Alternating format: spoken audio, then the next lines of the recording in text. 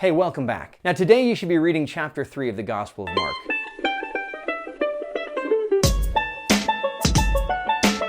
For me, verses 4 and 5 stood out. The Pharisees are just watching Jesus, and they want to see if he's going to break the rules of the Sabbath.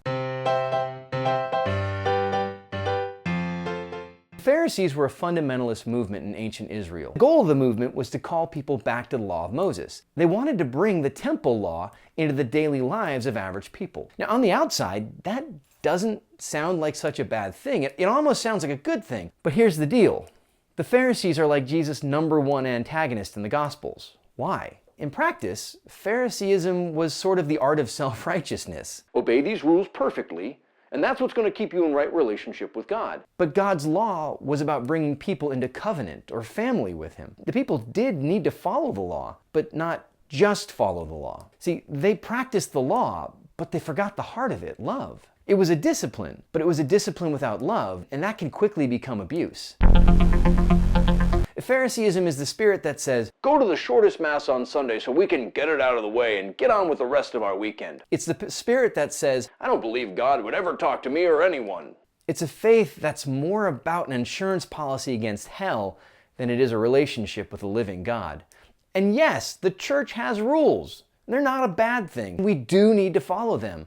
But don't forget the purpose. We don't make ourselves righteous by following rules. We're made righteous by following Christ and cooperating with grace. The discipline of faith is not meant to be the totality of our faith. It's meant to lead us and to foster our relationship with the Lord. Sometimes the rules can feel just like rules, and that's when they're the most important. That's when they're like guardrails, keeping you from careening off a windy mountain road.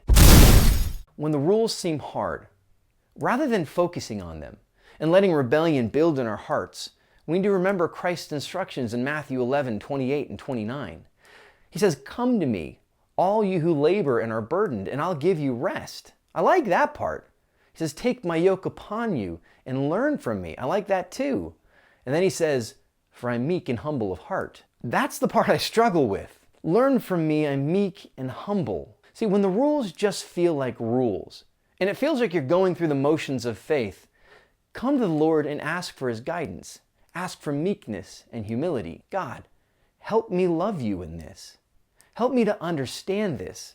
Help me to love you like you love me. And God, protect me from being a Pharisee. I don't want to just follow rules. That's what I think God wanted me to hear. What is he saying to you today? As always, post your thoughts and reactions or questions in the comments, and we'll see you tomorrow.